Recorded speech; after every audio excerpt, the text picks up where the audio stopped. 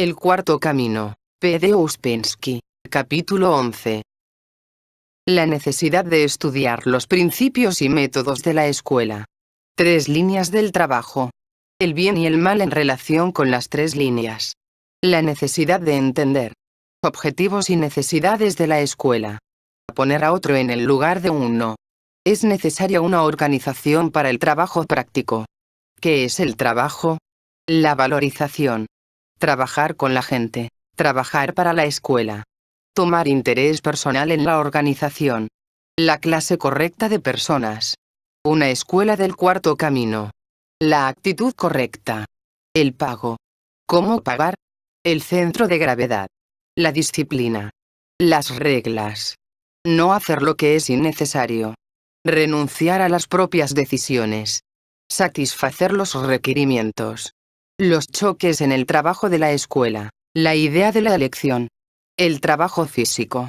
El conocimiento de la escuela. Los hombres de mente superior. Las escuelas pueden influir sobre la vida. En estas pláticas hemos hablado sobre el hombre, no bastante, pero lo suficiente a los fines prácticos. Hemos hablado un poco sobre el universo. Pero veo que la idea de la escuela y del trabajo de la escuela es aún muy vaga y a veces se mezcla con conceptos formativos que no conducen a ninguna parte. La idea de la escuela deberá tomarse simplemente. Es decir, una escuela es un lugar en el que se aprende algo. Pero deberá haber siempre cierto orden en las cosas, y no se podrá aprender sin seguir este orden. Al hablar de escuelas conectadas con alguna clase de escuelas superiores, sin esta conexión, una escuela no tiene significado. Dije que en tales escuelas se deberá trabajar sobre el ser, al mismo tiempo que sobre el conocimiento, porque de otro modo todo el conocimiento será absolutamente inútil y no se extraerá provecho de él. Las ideas esotéricas que no se toman prácticamente, se vuelven mera filosofía, gimnasia simplemente intelectual que no puede llevar a ninguna parte. Les di todas las palabras necesarias para el estudio del sistema y expliqué la posición de este sistema en relación con los demás sistemas. Recordarán que hablé sobre diferentes caminos y de lo que dije sobre ellos se desprendió, más o menos, que este sistema pertenece al cuarto camino, esto es, que tiene todas las peculiaridades y rasgos de las escuelas del cuarto camino. Luego, dije que una escuela depende del nivel de las personas que estudian en ella, y el nivel depende del nivel del ser. Para el desarrollo del ser es necesaria una escuela. Muchas personas que trabajen en la misma dirección de acuerdo con los principios y métodos de la escuela. Lo que un solo hombre no puede hacer, muchos hombres que trabajen juntos pueden hacerlo. Cuando me encontré con este sistema, me convencí muy pronto que estaba conectado con escuelas y que, de esta manera, ha pasado a través de la historia documentada e indocumentada. Durante este tiempo se inventaron y se perfeccionaron métodos. Las escuelas pueden ser de diferentes grados, pero ahora tomo como escuela a toda clase de escuela preparatoria que conduce en cierta dirección, y una organización que puede llamarse escuela del cuarto camino es una organización que introduce, en su trabajo, 3 fuerzas. Lo que es importante entender es que hay una especie de secreto en el trabajo de la escuela, no en el sentido de algo realmente oculto, sino de algo que ha de explicarse. La idea es esta. Si tomamos el trabajo de la escuela como una octava ascendente, sabemos que en cada octava hay 2 intervalos o espacios, entre mi fa y entre si do. A fin de pasar a través de estos espacios, sin cambiar el carácter o la línea del trabajo, es necesario saber cómo llenarlos. De modo que, si queremos garantizar la dirección del trabajo en una línea recta, deberemos trabajar sobre 3 líneas simultáneamente. Si trabajo solo en una línea, o en 2 líneas, la dirección cambiará. Si trabajo en 3 líneas, o 3 octavas, una línea ayudará a la otra a pasar el intervalo, dando el choque necesario. Es importantísimo entender esto. El trabajo de la escuela usa muchas ideas cósmicas, y las 3 líneas del trabajo son un ordenamiento especial para salvaguardar la dirección correcta del trabajo y tornarlo exitoso. La primera línea es el trabajo sobre uno mismo, el estudio de sí, el estudio del sistema, y tratar de cambiar, por lo menos, las manifestaciones más mecánicas. Esta es la línea más importante. La segunda línea es el trabajo con las otras personas. Uno no puede trabajar por sí mismo. Cierta fricción, cierta inconveniencia y dificultad de trabajar con otras personas crea los choques necesarios. La tercera línea es el trabajo para la escuela, para la organización. Esta última línea asume distintos aspectos para diferentes personas. El principio de las tres líneas es que las tres octavas deberán seguir simultáneamente y paralelas una con otra, pero no todas empiezan al mismo tiempo y, por tanto, cuando una línea llega a un intervalo, otra línea entra en su ayuda, puesto que los lugares de estos intervalos no coinciden. Si un hombre es igualmente enérgico en las tres líneas, eso le conduce fuera de muchos sucesos accidentales. Naturalmente, la primera línea empieza primero. En la línea del trabajo usted toma conocimiento, ideas, ayuda. Esta línea le concierne solamente a usted, es enteramente egocéntrica. En la segunda línea, uno no solo debe tomar sino también dar, comunicar conocimiento e ideas, servir como ejemplo y muchas otras cosas. Concierne a las personas que están en el trabajo, de modo que en esta línea uno trabaja mitad para sí y mitad para los demás. En la tercera línea, uno debe pensar en el trabajo en general, sobre la escuela o la organización como un todo. Uno debe pensar sobre lo que es útil, lo que es necesario para la escuela, lo que la escuela necesita, de modo que la tercera línea concierne a la idea total de la escuela y a todo el presente y el futuro del trabajo. Si un hombre no piensa sobre esto y no lo entiende, entonces las primeras dos líneas no producirán su efecto completo. He aquí cómo está ordenado el trabajo de la escuela y he aquí por qué son necesarias tres líneas. Uno puede obtener choques adicionales, y el beneficio pleno del trabajo, solamente si trabaja en las tres líneas. Si conectamos las tres líneas del trabajo con la idea de lo bueno y lo malo, entonces todo lo que ayude a la primera línea, esto es, al propio trabajo personal, está bien. Pero en la segunda línea no se podrá tener todo para sí. Hay que pensar en los demás que están en el trabajo, hay que aprender no solo a entender sino también a explicar, uno deberá darse a los demás. Y pronto se verá que es posible entender ciertas cosas solo explicándoselas a los demás. El círculo se amplía, el bien y el mal se agrandan. La tercera línea ya se relaciona con el mundo exterior, y lo bueno y lo malo se convierten en lo que ayuda o estorba la existencia y al trabajo de toda la escuela, de modo que el círculo se agranda aún más. Este es el modo de pensar sobre esto. Llame particularmente la atención sobre el estudio y el entendimiento de la idea de las tres líneas. Este es uno de los principios principales del trabajo de la escuela. Si se lo aplica, se abrirán muchas cosas. Este sistema está lleno de tales instrumentos. Si los usamos, abren muchas puertas. El primer principio del trabajo es que los esfuerzos dan respuesta proporcionada al entendimiento. Si no se entiende, no habrá resultados. Si no se entiende, los resultados serán de acuerdo a cuánto se entienda.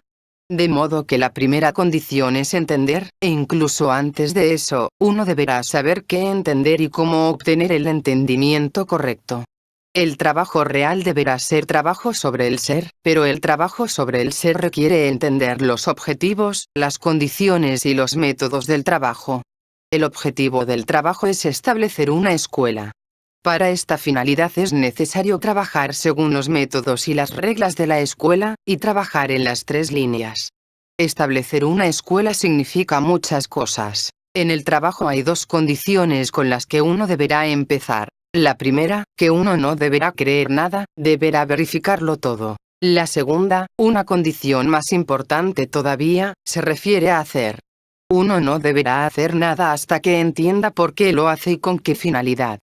Estas dos condiciones deberán entenderse y recordarse. Es cierto que uno puede darse cuenta que no sabe nada y que no sabe qué hacer. Entonces, uno siempre puede pedir consejo, pero si lo pide, tiene que aceptarlo y seguirlo. En la medida en que hayan estudiado en la primera línea, han estudiado lo que se les dio y explicó, y han tratado de entender. Ahora bien, si desean continuar, deberán tratar de trabajar en la segunda línea y, si es posible, cómo pasar al trabajo en la segunda línea y cómo enfocar el trabajo en la tercera línea. Sin esto, el estudio no dará resultados. Ahora formulen las preguntas hasta que estén satisfechos de entender las tres líneas de trabajo. Lo que significa cada línea, por qué son necesarias, qué es necesario para cada una de ellas, y así sucesivamente. El provecho que obtengan es siempre proporcionado a lo que entiendan. Cuanto más conscientemente trabajen, más pueden conseguir. He aquí por qué es tan importante que todo esto deba explicarse y entenderse. Pregunta. ¿Cómo necesita uno tres líneas de trabajo? Respuesta. Al principio todo depende de la mente. La mente debe educarse, debe despertar.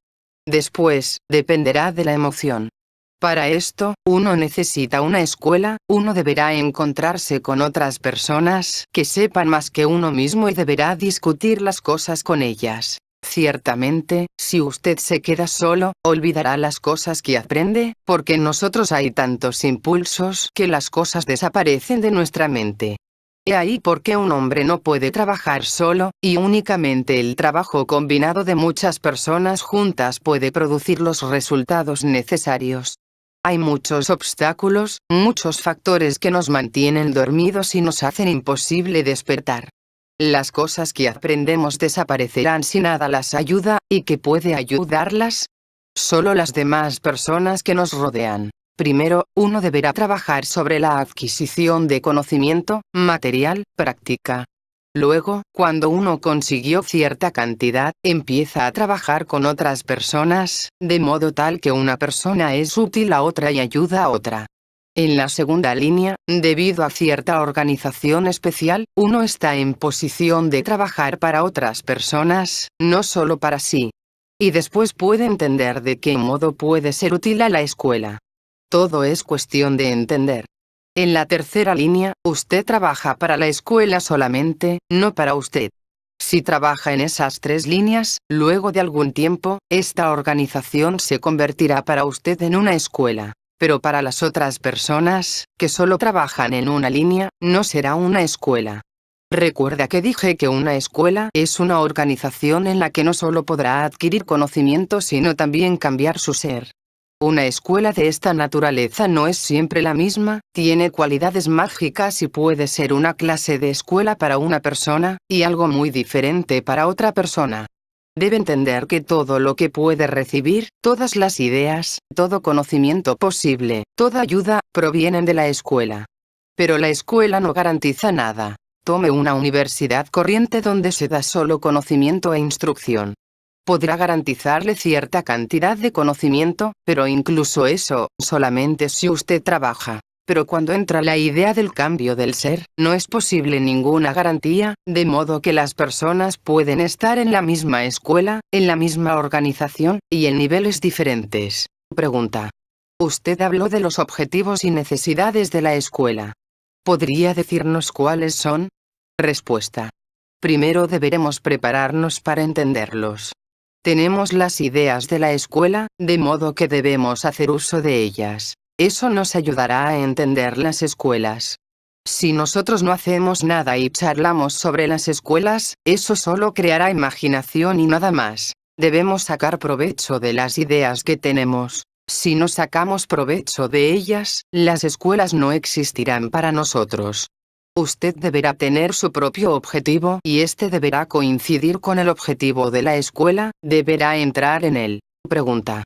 La diferencia entre la primera línea y la tercera línea significa que una escuela tiene objetivos aparte del adelanto de sus miembros, como, por ejemplo, perpetuar su propio conocimiento.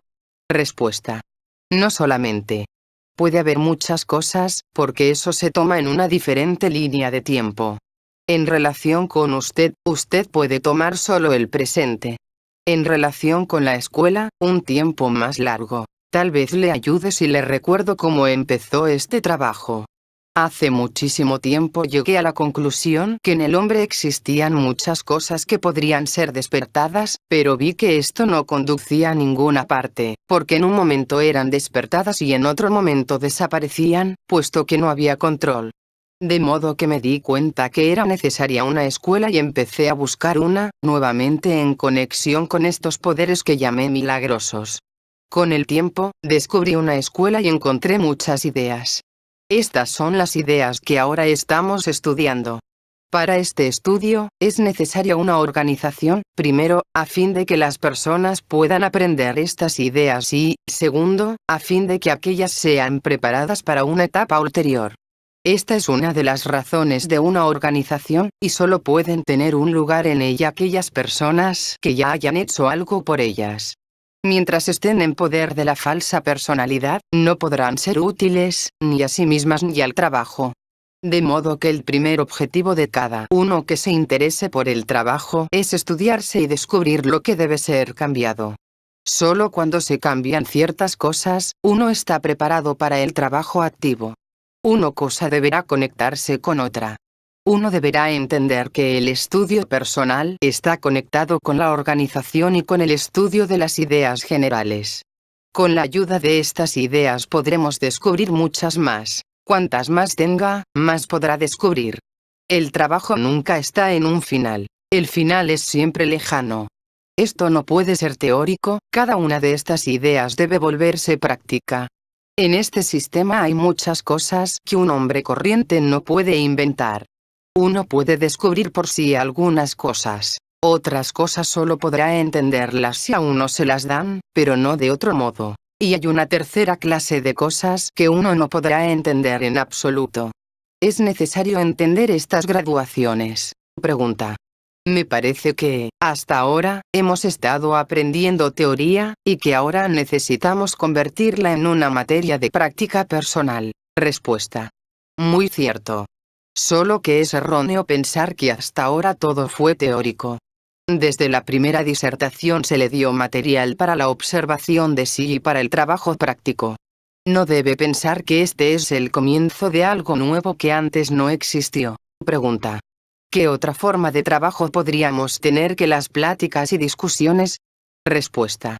Debe pensar que necesita además de la discusión. Necesita instrucción, necesita que le muestren el camino. No se puede encontrar el camino por uno mismo. El estado de los seres humanos consiste en que se les puede mostrar el camino, pero no pueden encontrarlo por sí mismos. Vea, para plantearlo con más claridad, usted entra en la segunda línea del trabajo de este modo. Estos grupos han estado siguiendo durante algún tiempo, y hubo personas y grupos antes que usted.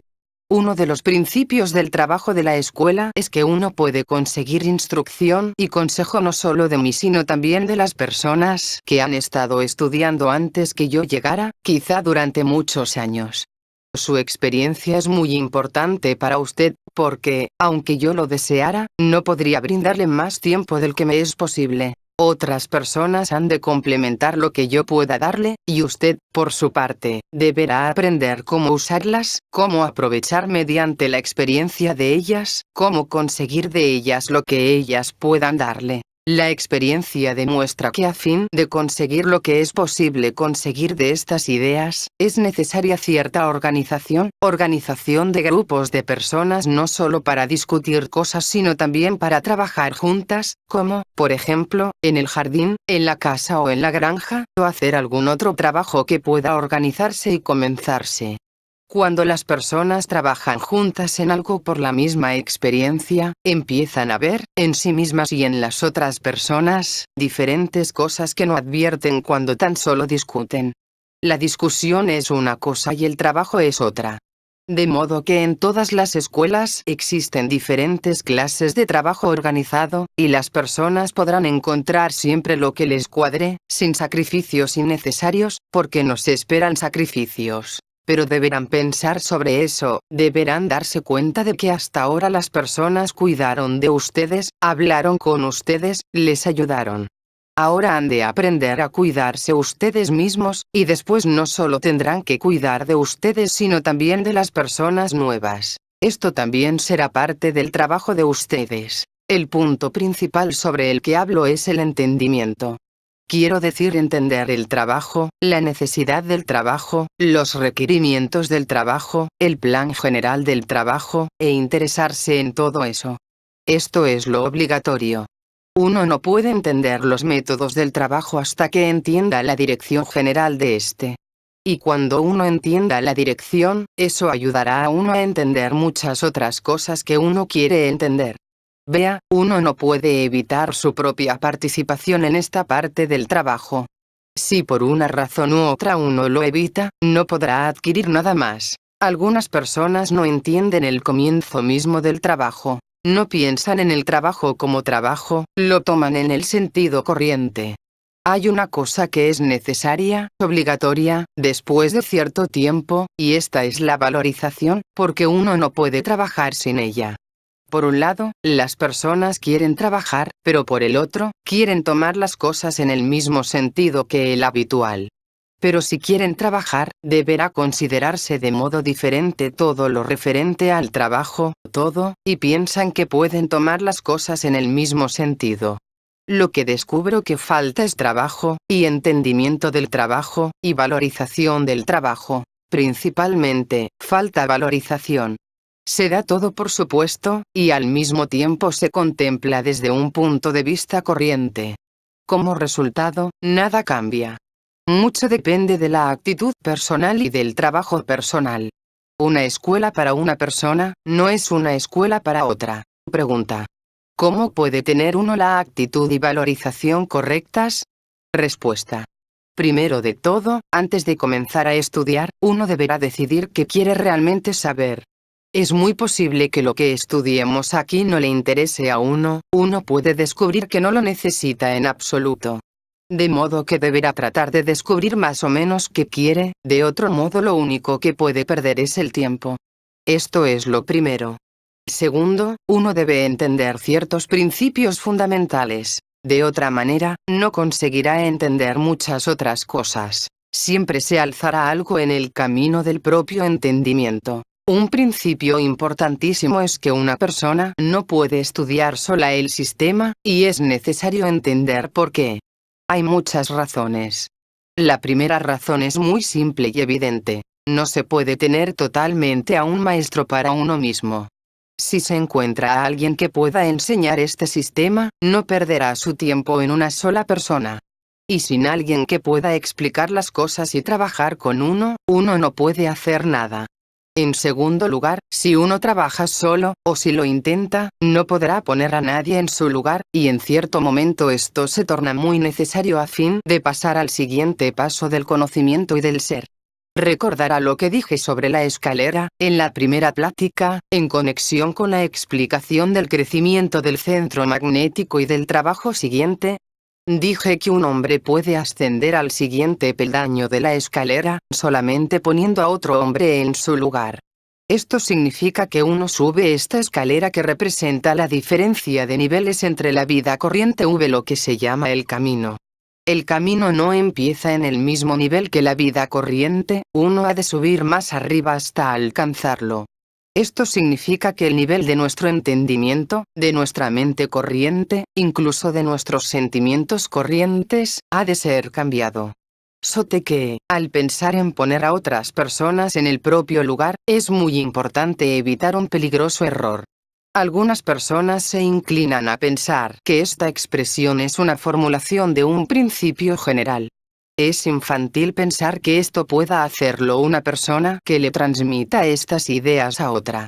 Primero de todo, es necesario entender que las personas no pueden hacerlo, y segundo, que no se les puede exigir, porque el trabajo individual solo puede referirse a uno mismo.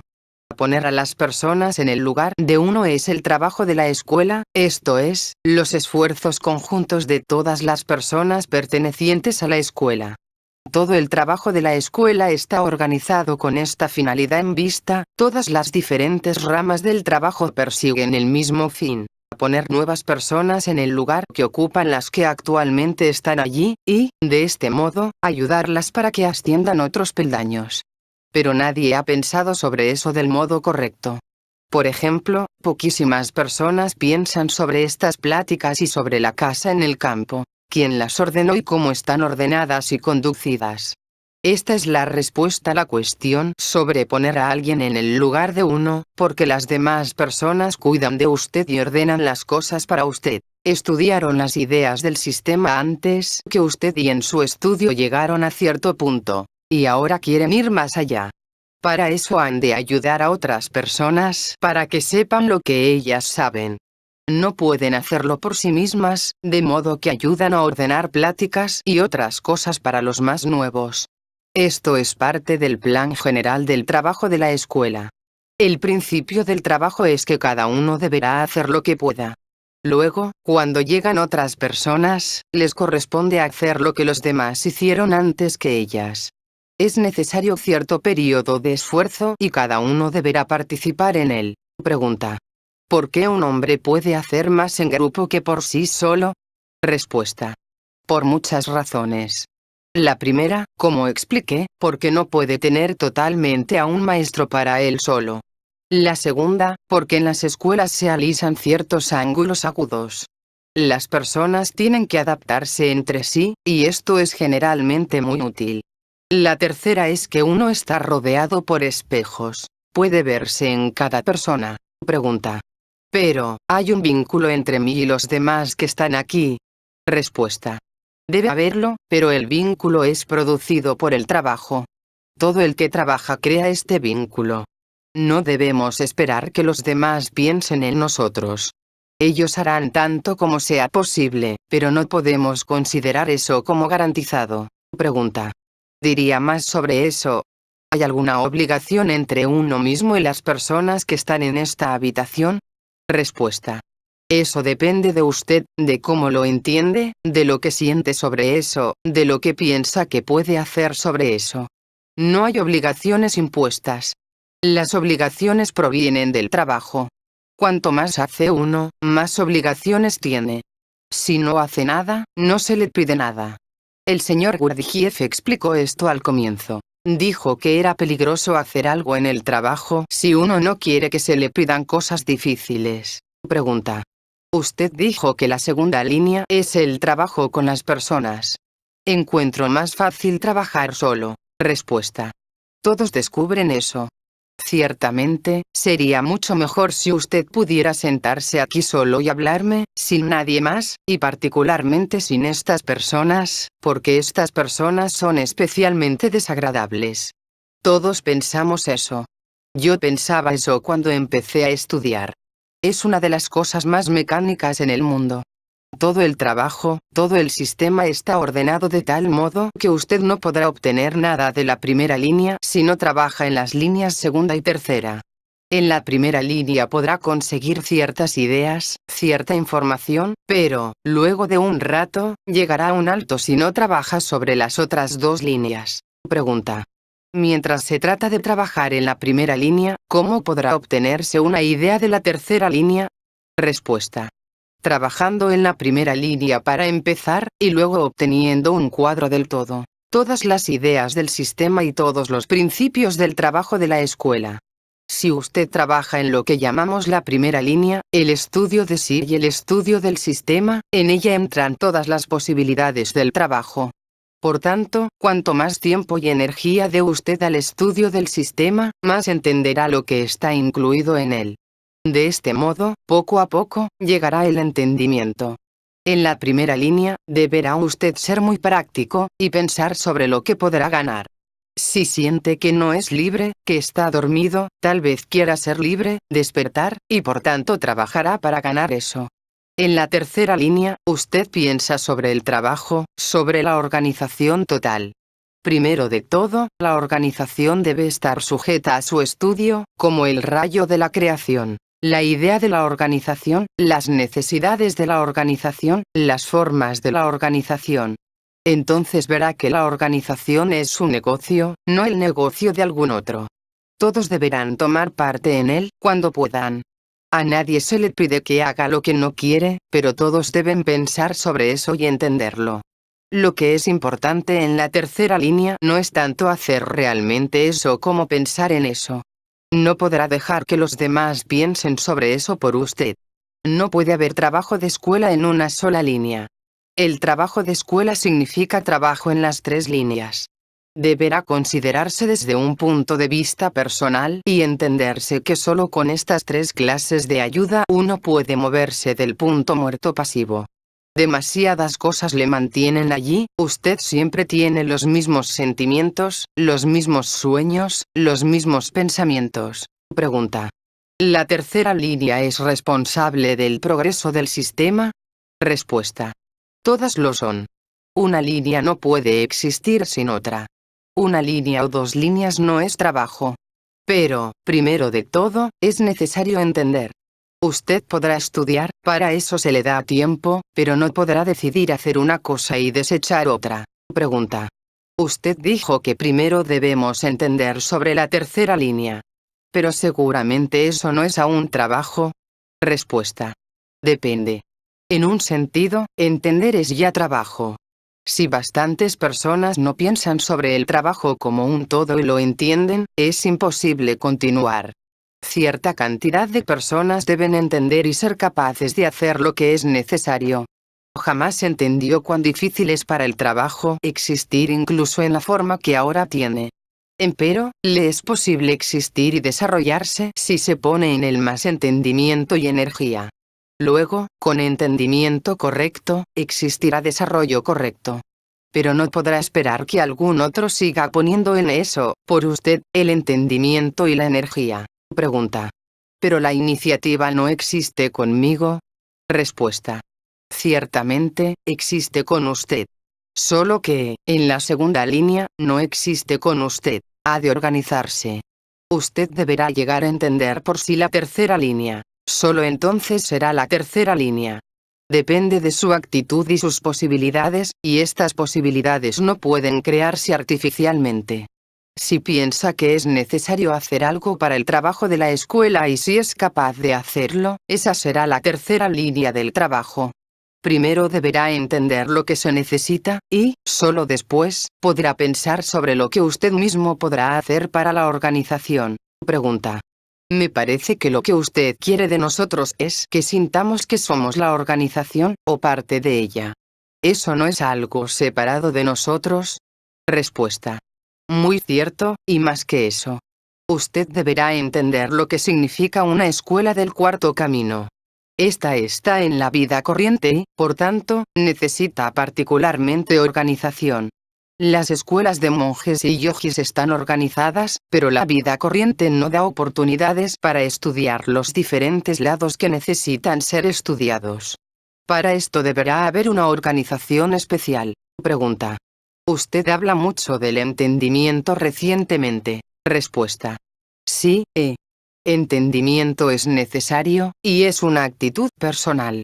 Las personas no convierten a la existencia de la escuela en una preocupación personal, y esta no puede ser impersonal. En muchos casos, las palabras se alzan en el camino del entendimiento. Las personas hablan de primera línea, segunda línea, tercera línea, repitiendo tan solo palabras, y cesan de entender nada. Usan estas palabras con demasiada facilidad. Es necesario que usted tenga su propio cuadro personal de estas líneas, antes que usted adquiera conocimiento, nuevas ideas, derribando los viejos prejuicios, descartando las viejas ideas que ha formulado en el pasado y que se contradicen entre sí, estudiando el sistema, intentando recordarse y muchas otras cosas. Deberá pensar sobre lo que quiere conseguir, sobre lo que quiere saber, sobre lo que quiere ser, sobre cómo cambiar los viejos hábitos de pensar, los viejos hábitos de sentir. Todo eso es la primera línea. Luego, cuando esté bastante preparado y haya realizado suficientes esfuerzos durante algún tiempo, podrá ponerse en las condiciones del trabajo organizado en el que podrá estudiar prácticamente. En la segunda línea. La dificultad principal del comienzo es no trabajar sobre su propia iniciativa, porque esto no depende de usted, sino de los ordenamientos efectuados en el trabajo. En eso entran muchas cosas. Se le dice que haga esto o aquello, y usted quiere ser libre, no quiere hacerlo, no le gusta, o no le gustan las personas con las que ha de trabajar. Incluso ahora, sin saber qué tendrá que hacer, podrá visualizarse en condiciones del trabajo organizado en las que entra sin saber nada sobre él, o muy poco.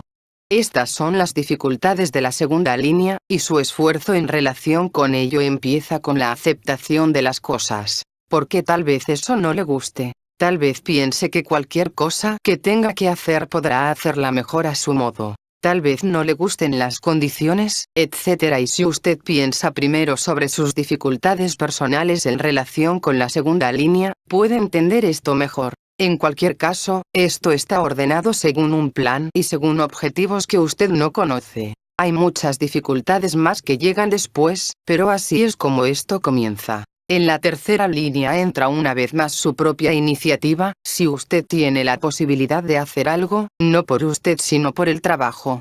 Y aunque no pueda hacer nada, es útil darse cuenta que no puede hacer nada.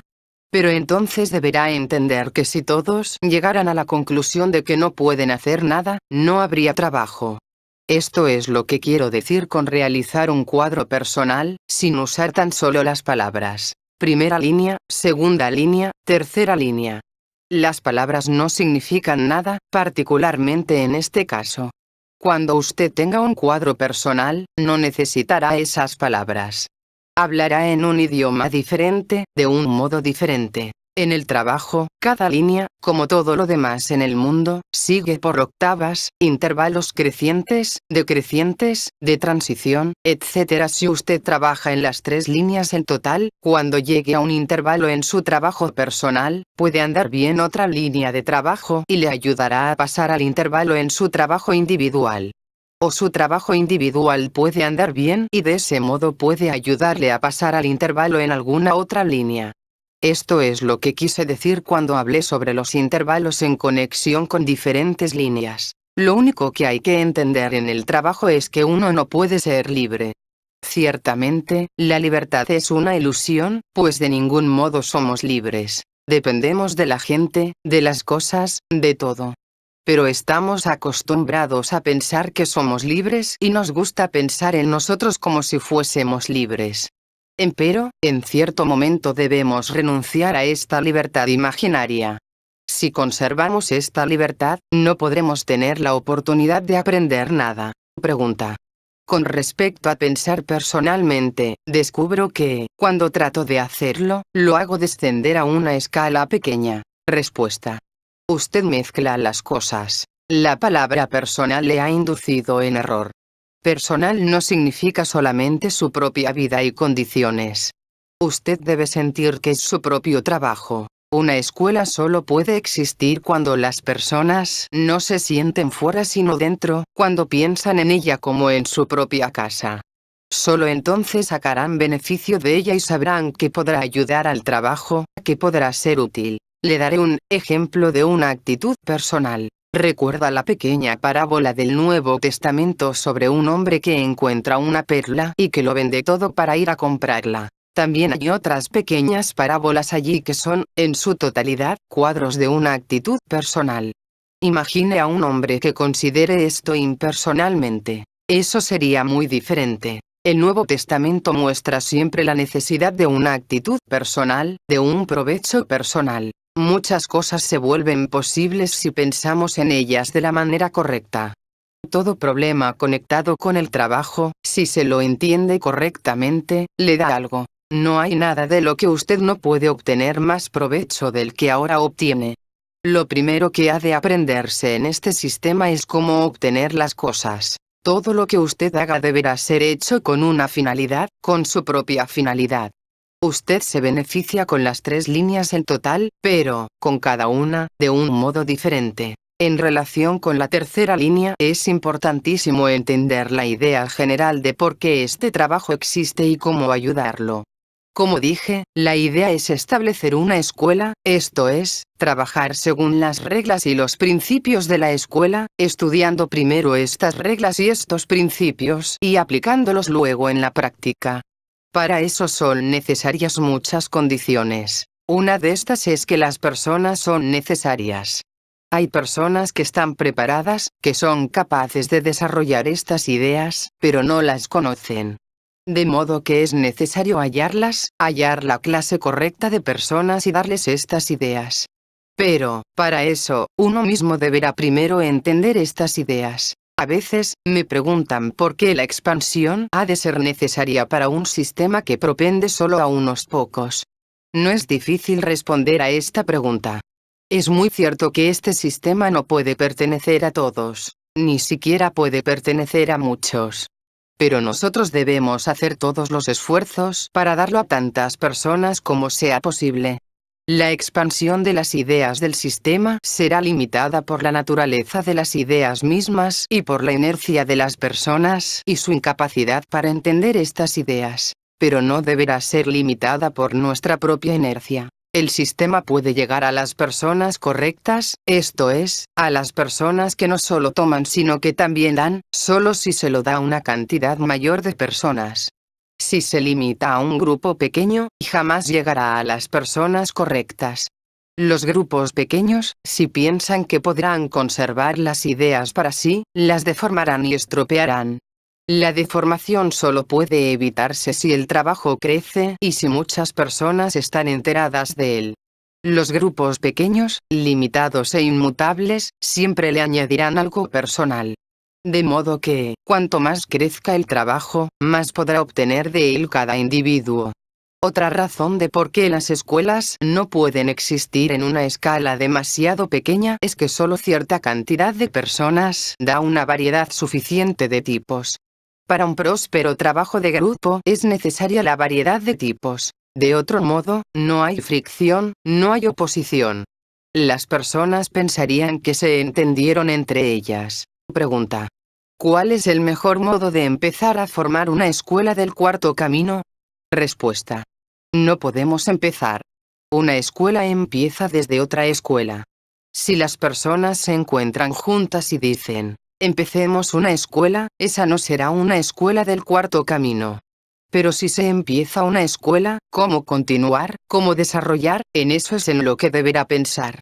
Y para esto, primero deberá entender qué significa trabajar en las tres líneas y luego trabajar en las tres líneas. Pregunta: ¿a algunas personas el sistema les parece egoísta? Respuesta: el sistema debe ser egoísta en un sentido. La primera línea del trabajo es egoísta, pues allí usted espera ganar algo para usted mismo. La segunda línea es mixta. Ha de tomar en consideración a las otras personas, de modo que es menos egoísta. Y la tercera línea no es egoísta en absoluto, pues es algo que usted hace para la escuela, no con la idea de ganar algo de la escuela. La idea de ganar pertenece a la primera línea.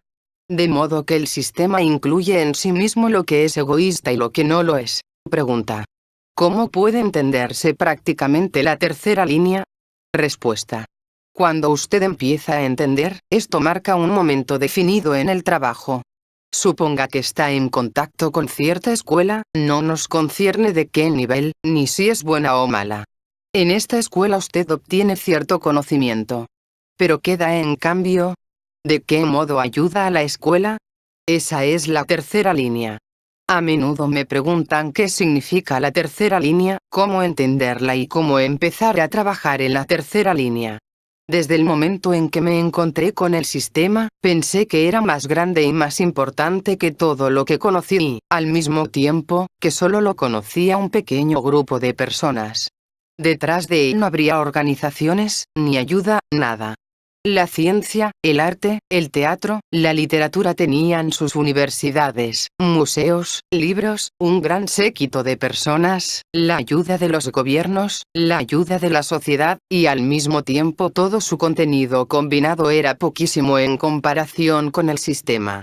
A lo más, eran solo una preparación para el sistema. Y a pesar de esto, ellos tenían todo y el sistema no tenía nada. Estas eran mis ideas cuando me encontré con este sistema.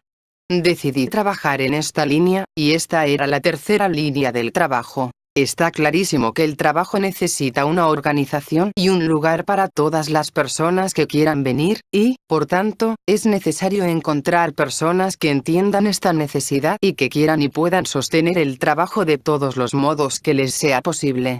Tome como ejemplo una escuela corriente. Esta requiere cierto plan y cierta organización, y cierta cantidad de personas para conducirla, y uno deberá saber quién hará una cosa y quién hará otra. De modo que todo el que quiera seguir, deberá darse cuenta de que este trabajo, su existencia y su bienestar es su propio negocio, de que debe pensar en él, de que debe tratar de entender sus requerimientos, de que debe considerar como su preocupación personal que el trabajo ha de proseguir, y no dejar todo esto a los demás. Lo más importante es convertirlo en propia preocupación, pensar en él como en el propio trabajo. Hay un proverbio ruso. Si te gusta deslizarte cuesta abajo, deberá gustarte arrastrar el trineo cuesta arriba. Si alguien dice me interesa la primera línea, pero no la tercera, es lo mismo que decir, me gusta deslizarme cuesta abajo, pero no me agrada arrastrar el trineo hacia arriba. Trate de pensar que yo puedo ausentarme y el trabajo, como es ahora, puede desaparecer. Mírelo desde este punto de vista, no lo tome como una institución permanente. Pregunta. Trato de tomar lo que puedo del trabajo. Pero, ¿cómo aprender a devolver? Respuesta. A veces, uno puede estar en la posición de plantear la pregunta en esta forma, pero a veces es suficiente entender que puede darse, no que puede dar usted. Saber que es útil y necesario para el trabajo sin relación con usted. Solo entonces podrá entender que puede ser útil en un momento dado y ver si puede hacer algo en ese momento o no. De modo que, antes de poder introducirle el yo, usted deberá entender qué puede hacerse en general, qué necesita el trabajo. Solo después podrá usted introducirle el yo. No considero tanto lo que una persona u otra hace realmente, sino que considero muchísimo lo que piensa. Esto es lo importante. Si piensa y siente correctamente, la oportunidad puede llegar. Tal vez hoy no tenga la oportunidad de hacer algo, pero las circunstancias pueden cambiar y puede presentarse la oportunidad. Pero si no se preocupa por este lado de las cosas, si no lo entiende y no piensa sobre ello correctamente, se priva de la posibilidad de ganar lo que quiere ganar. Pregunta. Si las circunstancias detienen este trabajo como es ahora, ¿hay una posibilidad de desarrollarse usando lo que uno yo aquí? Respuesta. No puedo responder esto. Solo puedo decir que si las personas no trabajan en estas condiciones, ¿cómo podrán trabajar sin estas condiciones? La experiencia demuestra que con toda la ayuda posible, es necesario largo tiempo para obtener algunos resultados, por lo que si uno debe valerse por sí solo, hay todavía menos posibilidad. Es imposible decir qué sucederá en uno u otro caso. Uno tiene una tendencia a olvidar las cosas más elementales que aprendió, hasta lo que uno piensa que ha entendido. Lo olvida en un par de semanas. Entonces, con las mejores intenciones, las personas deforman las ideas.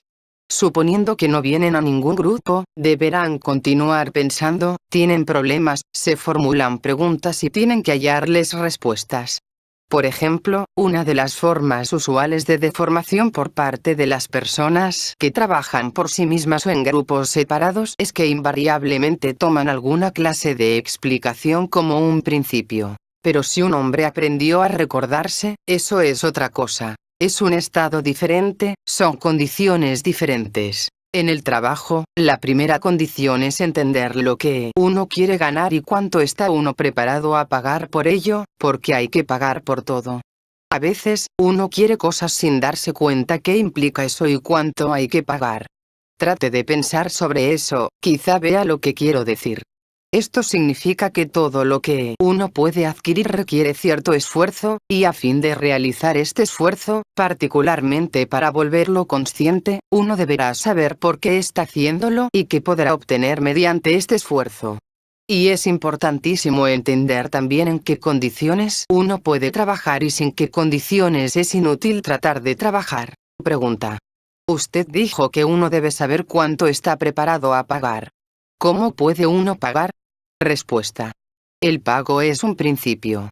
El pago no es necesario para la escuela sino para las personas mismas, pues sin pagar, no obtendrán nada. La idea del pago es muy importante y deberá entenderse que el pago es absolutamente necesario. Uno puede pagar en uno u otro sentido, y cada uno ha de averiguar eso por sí. Pero nadie podrá obtener nada que no pague. Las cosas no pueden darse, solo pueden comprarse. Esto es mágico, no es simple. Si uno tiene conocimiento, no podrá darlo a otra persona, pues solo si paga por él, la otra persona podrá tenerlo. Esta es una ley cósmica. La idea del pago es recalcada muy vigorosamente en el Nuevo Testamento, en Mateo 13, en varias bellas parábolas que he mencionado. El hombre ha de ser buen mercader, debe saber qué comprar y cuánto pagar. Las cosas no pueden caer del cielo, no pueden encontrarse, deben comprarse. Lo que uno puede obtener es proporcional a lo que uno está preparado para pagar. Y uno ha de pagar por adelantado. No hay crédito. Pregunta. ¿En el pago no hay rechazo? ¿No se puede averiguar si es demasiado alto? Respuesta. Algunas personas piensan que es demasiado alto, rehúsan pagar y no consiguen nada. Pregunta. No entiendo eso de pago por adelantado. ¿Cómo se efectúa? Respuesta.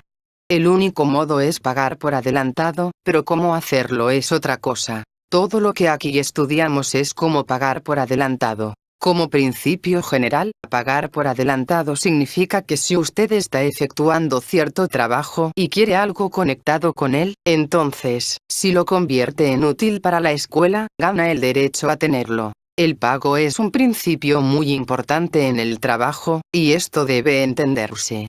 Sin pago, usted no podrá obtener nada. Pero como regla general, queremos obtener algo por nada, y he aquí por qué no tenemos nada. Si realmente decidiéramos ir en busca de esta clase de conocimiento, o siquiera de una cosa pequeñísima, y lo buscáramos sin tener en cuenta todo lo demás, lo obtendríamos. Esta es una cuestión importantísima. Decimos que queremos conocimiento, pero realmente no lo queremos. Pagaremos por cualquier otra cosa, pero por esta no estamos preparados para pagar nada y, de ese modo, como resultado, no obtenemos nada. Pregunta. ¿El pago tiene que ver con alguna pérdida para con uno mismo? Respuesta. Pérdida o esfuerzo. Usted puede ganar de ese modo, pero puede considerarlo como una pérdida. El pago tiene muchos lados. El primer pago es, por supuesto, tomarse el trabajo de estudiar y entender las cosas que oye. En sí mismo, todavía no es pago, pero crea la posibilidad de pago. El pago, en el verdadero sentido del vocablo, debe ser útil no solo para usted sino también para alguien más, para la escuela. Pero si usted no es útil para usted mismo, tampoco podrá ser útil para la escuela. Pregunta. De manera que, a fin de progresar, uno deberá efectuar pequeños pagos. Respuesta. ¿O grandes? Pregunta. ¿Cuáles son? Respuesta. De esto es de lo que hablamos. Usted mismo deberá descubrirlo. Eso significa siempre cierto esfuerzo, cierto hacer, diferente de lo que usted naturalmente haría, y deberá ser necesario o útil para el trabajo. Pregunta. No entiendo la diferencia entre esfuerzos y pago. Respuesta. Los esfuerzos pueden ser pago, pero deben ser útiles, y no solo para usted. Es necesario entender el trabajo en general y las necesidades del trabajo. Cuando uno entienda todo eso, hallará los modos de hacer algo útil. La actitud depende de usted y de su entendimiento. La oportunidad depende de las circunstancias. Pregunta. ¿Hay una conexión entre el trabajo sobre uno mismo y el pago? Respuesta. Si usted no trabaja sobre sí, no será capaz de pagar. Esta es la conexión. ¿Quién pagará? La falsa personalidad no puede pagar. De modo que al comienzo el pago significa esfuerzo, estudio, tiempo, muchas cosas. Pero eso es solo el comienzo. Como dije, la idea es que en el trayecto de alcanzar algo en el trabajo, uno solo obtiene tanto como paga. Es una ley física, la ley del equilibrio. Pregunta. ¿El pago es sacrificio? Respuesta. Sí, pero usted no solo ha de sacrificar las cosas inexistentes, las cosas imaginarias. Todos nuestros valores son imaginarios. En el trabajo uno adquiere valores nuevos y pierde valores imaginarios. Pregunta. ¿Hay que destruir todo pensamiento que uno tenga? Respuesta. Usted no puede generalizar. Algunos pensamientos pueden ser útiles. Si todas estas cosas pudiesen explicarse brevemente, esto sería fácil. Es necesario estudiar muchas cosas a fin de saber qué pagar y cómo pagar. Y, en la vida, usted consigue crédito, pero aquí no consigue crédito. Deberá obtener algo pagando, pero no sabe qué obtendrá. Pregunta. ¿Uno deberá estar deseoso de pagar? Respuesta. Sí, pero puede ser difícil, no es fácil. En general, pagar debe ser difícil para usted y útil para el trabajo. Pero esta es una explicación demasiado genérica. A menudo, no podemos definir las cosas hasta que llegamos a los hechos. No podemos tener cosas viejas y cosas nuevas, no hay sitio para ellas, de modo que primero debemos hacerles lugar. Esto es así hasta con respecto a las cosas corrientes. Si uno quiere mucho, debe dar mucho. Si uno quiere poco, dará poco. Mida eso, entonces entenderá. Pregunta. Pienso que tal vez uno se engaña respecto a querer cambiar. Respuesta. Muy a menudo. Esta es una observación muy buena, porque, con frecuencia, uno se persuade de que quiere cambiar, pero al mismo tiempo quiere conservar todas las cosas pequeñas, por lo que ¿dónde está el cambio? El cambio es imposible si uno quiere conservarlo todo. Para pensar en cambiar uno debe pensar también en aquello a lo que renunciaría. Pregunta. ¿Hay en nosotros algo que nos impida querer demasiado cambiar? Si lo deseáramos bastante, ¿obtendríamos la ayuda? Respuesta. Sí, ciertamente, pero yo no plantearía eso de esa manera. Usted tiene toda la ayuda posible, ahora es su turno de trabajar, su turno de hacer algo. Ciertamente, con diferentes condiciones, preparación diferente, y también circunstancias diferentes, las cosas podrían ordenarse mejor. Pero la cuestión no es cuánto se da, sino cuánto se toma, porque, generalmente, solo se toma una pequeña parte de lo que se da. Pregunta. ¿Eso significa que para nosotros es importante planificar nuestros asuntos de modo que tengamos más tiempo para consagrarlo al trabajo? Respuesta. Pienso que casi todos, con excepción de casos muy extremos, pueden dar tiempo suficiente para tomar cierta parte en el trabajo sin cambiar realmente su vida ni sus asuntos. Pregunta. Para la mayoría de nosotros no es posible renunciar a nuestras vidas. Respuesta. No.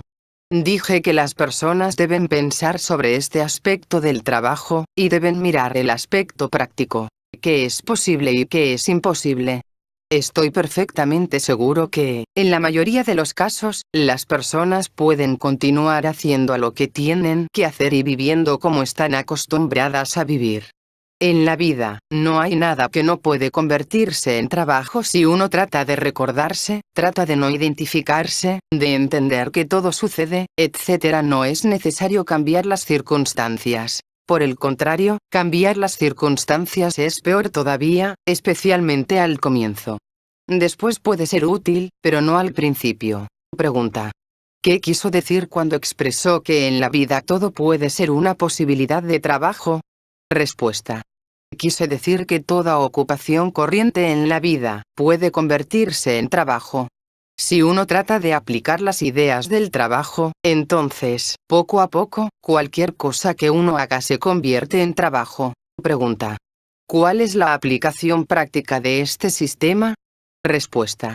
Por ejemplo, la posibilidad, mediante el recuerdo de sí, de aumentar nuestra conciencia. Esto se torna inmediatamente práctico. Y hay muchas otras cosas. Pregunta.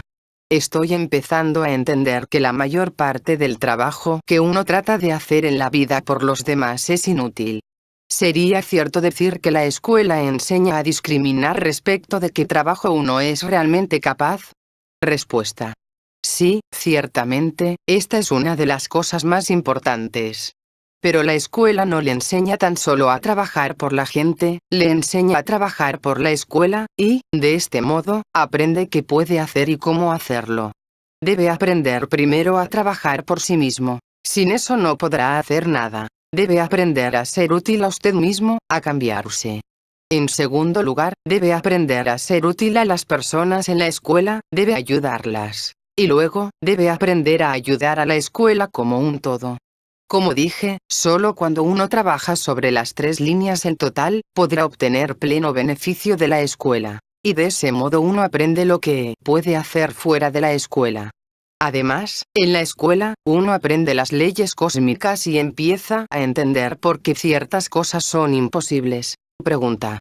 Si todos somos mecánicos, no puedo comprender por qué tratamos de hacer algo. Si tenemos una escuela, ¿cuál es el objeto de tenerla? Respuesta. Si no hubiera posibilidad de cambiar, no habría objeto de tenerla, pero hay una posibilidad, y esto constituye toda la diferencia. En este sistema, sabemos que es imposible hacer que todo sucede, pero también sabemos que hay posibilidades de desarrollar este poder de hacer. Pregunta. ¿El trabajo sobre uno mismo cobra impulso luego de un tiempo o permanece igualmente difícil, como empujar un carro cuesta arriba? Respuesta. Pienso que se torna más difícil, porque llega a cada vez más ramificaciones. Usted empieza en una línea. Luego, después de un tiempo, trabaja en las 3 líneas, y cada una de ellas se divide, y todo el tiempo requiere atención y esfuerzo. Allí no hay impulso. Por el otro lado, uno adquiere más energía, se vuelve más consciente, y eso lo torna más fácil en un sentido. Pero, de por sí, el trabajo no puede volverse más fácil. Pregunta. ¿Es necesario trabajar para la escuela, antes de poder concretar algún progreso? Respuesta. Eso no puede plantearse así. Si usted trabaja para sí y progresa, entonces puede llegar la oportunidad de trabajar para la escuela, pero usted no puede formular suposiciones teóricas. Su iniciativa es lo más importante, en la primera y en la tercera línea. Se le dio el material, pero la iniciativa sigue estando con usted. Pero, en la segunda línea, no tiene iniciativa, o tiene muy poca. Permítame repetir lo que dije antes. Recibió estas ideas y llegó aquí porque ciertas personas trabajaron antes que usted y pusieron en esto su energía y su tiempo. Ahora debe aprender a compartir la responsabilidad. No puede continuar obteniendo ideas sin compartir la responsabilidad. Esto es muy natural. De modo que si hoy no, entonces mañana uno deberá hacer. ¿Hacer qué? Uno deberá entender qué exigirse.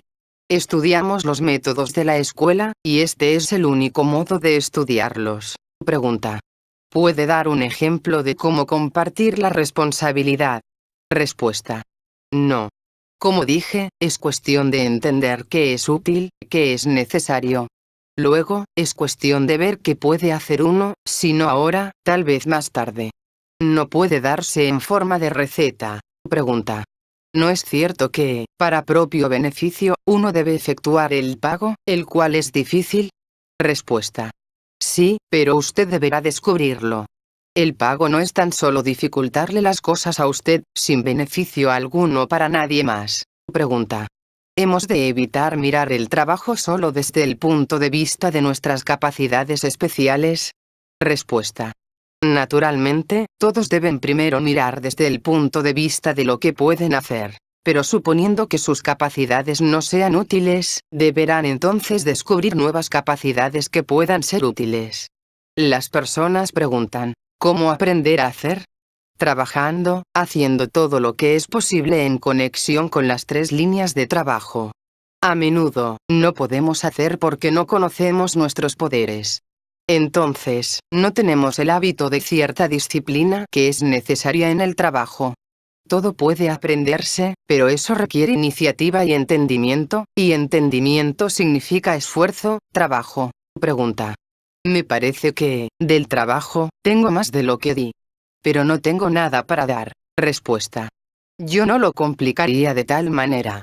Siempre tenemos algo para dar, y siempre tenemos algo que aprender. Mientras esté interesado y continúe tomando cosas, usted tiene oportunidad de pagar. Cuando no toma nada, pierde la oportunidad de pagar. Pregunta. Pienso que es parte de nuestra preocupación con la tercera línea del trabajo que hemos de tratar de convertirnos en el hombre número 4. Respuesta. Esa no es la tercera línea del trabajo. Usted lo hace por sí, de otro modo no puede hacerlo. Las 3 líneas, en total, están conectadas, pero la tercera línea es lo que usted hace directamente por la escuela, tal como es, sin esperar convertirse en el número 4. Pregunta.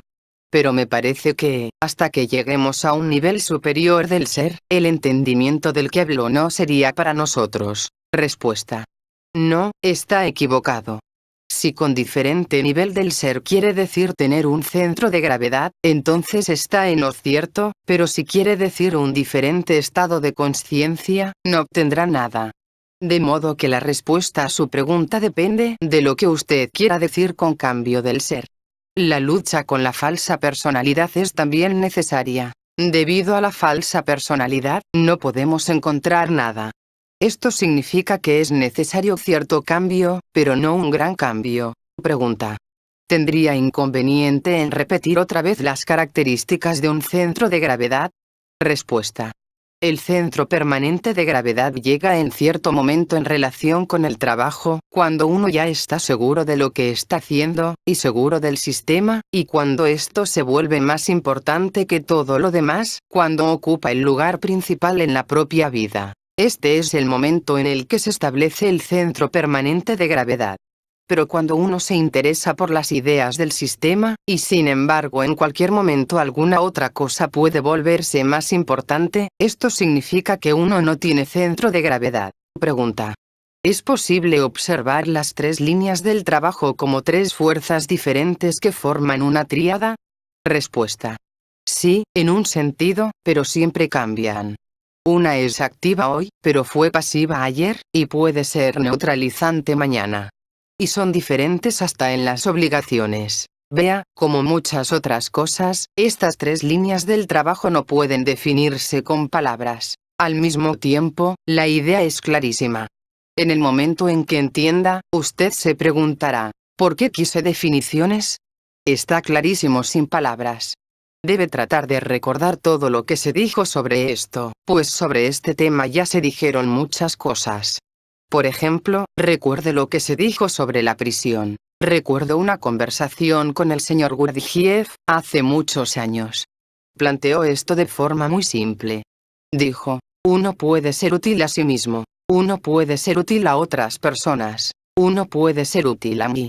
Él representaba a la escuela. Eso describe las tres líneas del trabajo. Y añadió, si uno es solo útil a uno mismo y no puede ser útil a mí o a otras personas, no durará mucho. Pregunta. Pero siendo útil a uno mismo, ¿uno se vuelve automáticamente útil a los demás? Respuesta. No, eso está separado. Solo el olvido anda automáticamente. Nada bueno sucede automáticamente. Está muy bien obtener cosas para usted, pero si solo piensa en eso, se limita. Uno ha de estudiarse. Ha de trabajar sobre uno mismo, de modo que tiene tiempo para estudiar otras líneas. Pero después de algún tiempo, si uno no acepta esta idea y solo se atiene a una línea, empieza a perder terreno. Pregunta. ¿La tercera línea no está más bien fuera de nuestro alcance, por el momento? Respuesta. No, solo es necesario entender. Además, una persona puede estar en una posición, otra en otra posición. De modo que no hay reglas generales sobre eso. Por ejemplo, empecé con la tercera línea. Yo podría hacer más en la tercera línea, antes de poder hacer algo en la primera y la segunda. Pregunta. ¿No hay una suerte de organización para ayudar a la gente a trabajar en la tercera línea? Respuesta. Sí, la hay. Pero una organización no puede ayudar por sí sola, porque cada línea deberá basarse en alguna clase de actitud. Una organización no puede reemplazar a una actitud, pero al mismo tiempo, una organización es necesaria para entender ciertas cosas. Por ejemplo, en el trabajo, una de las cosas más importantes es entender la disciplina.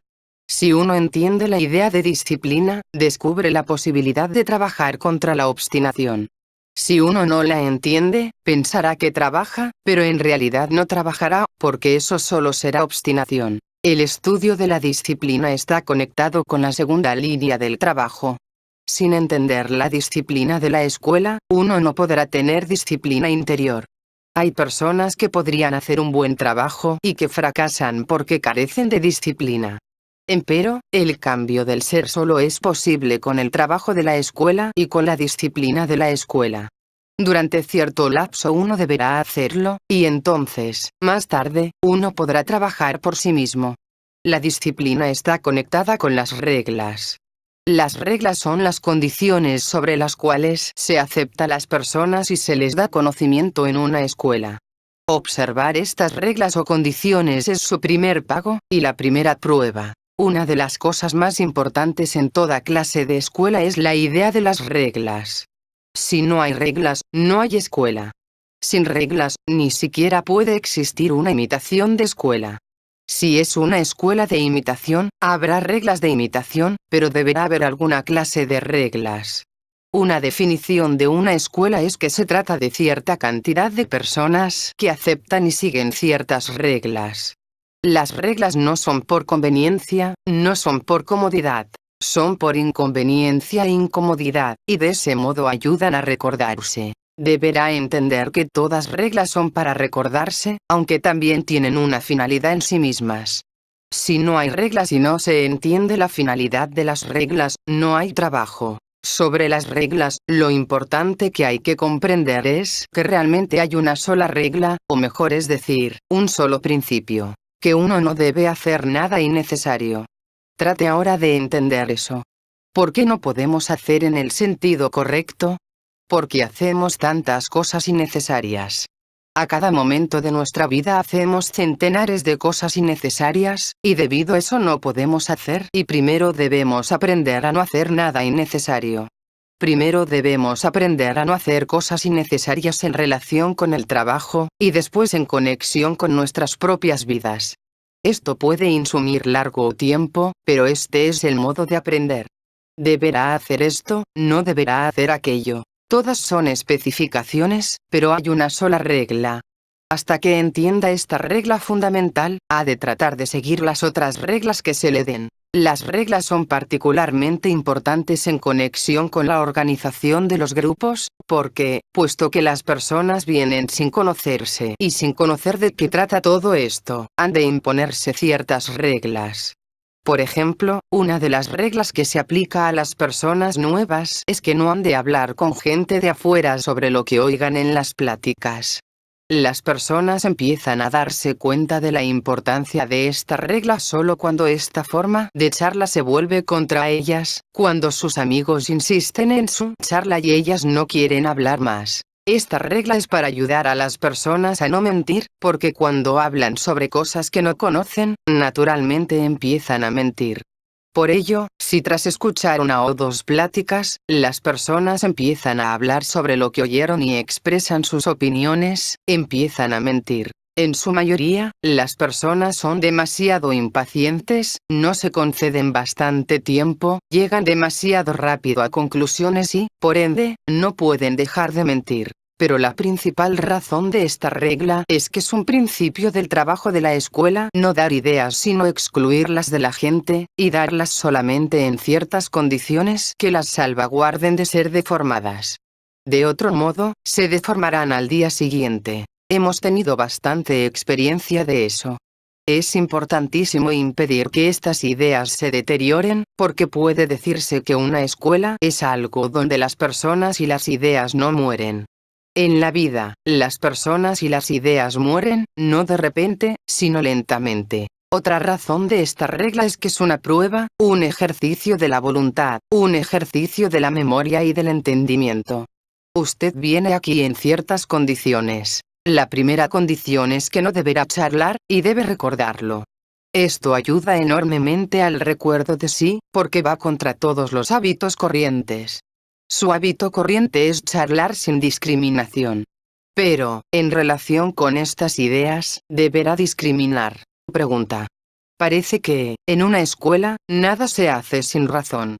Una razón de por qué esta regla es necesaria es que charlar induciría un nuevo factor, cuyo resultado no podría predecirse. Respuesta. Ciertamente. Si las personas supieran qué hacer sin reglas, las reglas no serían necesarias. Al mismo tiempo, esto es también una especie de educación, porque, obedeciendo las reglas, las personas crean algo en sí mismas. ¿No habría bastante fricción si no hubiese reglas? Pregunta. Infiero que el objeto principal de las reglas es quebrar la mecanicidad. Respuesta. Cada regla tiene muchos objetos, pero usted no podrá esperar nada de las reglas solas. Estas son solo una parte del trabajo general, una ayuda. Pregunta. Encuentro casi imposible no utilizar el conocimiento hasta ahora ganado para ayudar a los propios amigos. Respuesta. Aún no puede ser utilizado, porque si trata de hacer algo con la cantidad de conocimiento que tiene, lo deformará. Es necesario tener más, porque solo entonces usted será capaz de juzgar si puede hacer algo con él en un caso dado o no, si puede dar algo a esta o aquella persona, o no.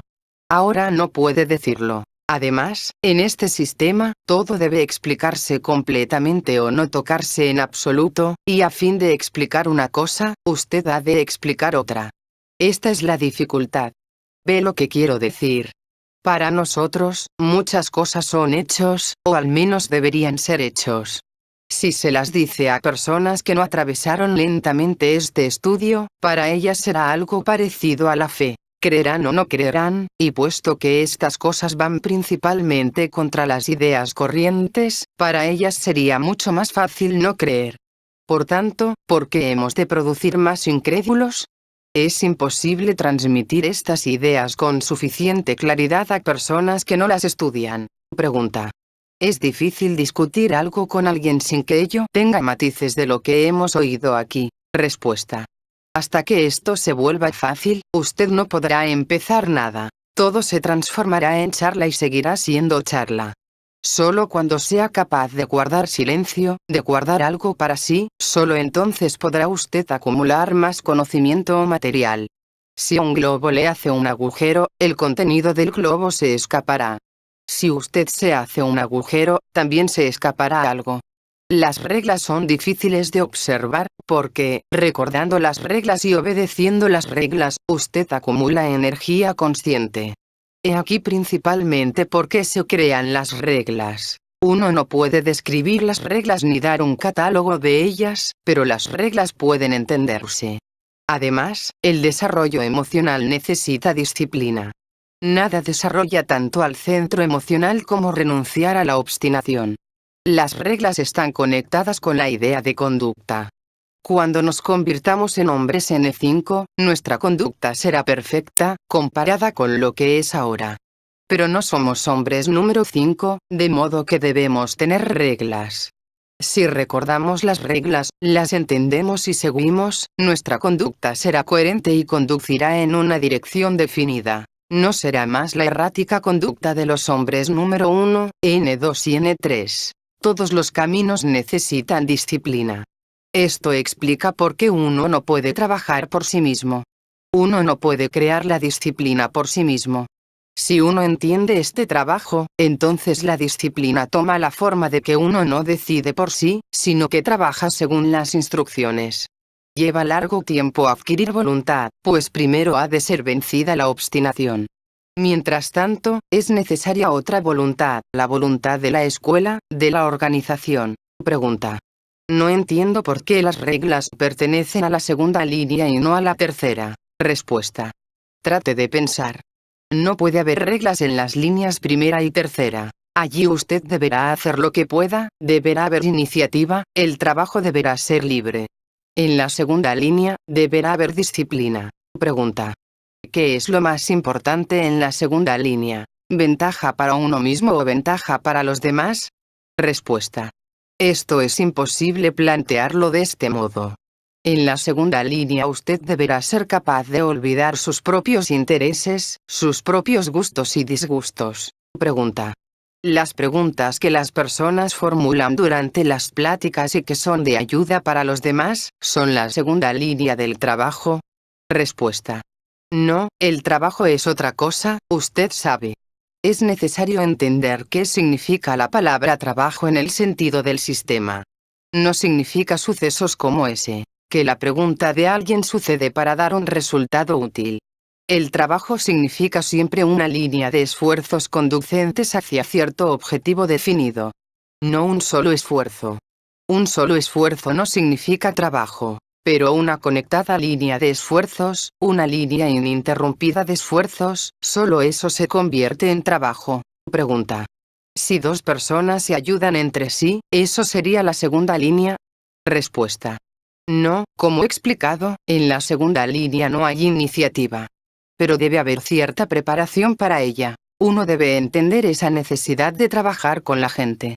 Cuando usted empieza a entender que es físicamente imposible trabajar solo, que usted puede trabajar solo debido a estas otras personas, eso será entender, pero no será todavía la segunda línea.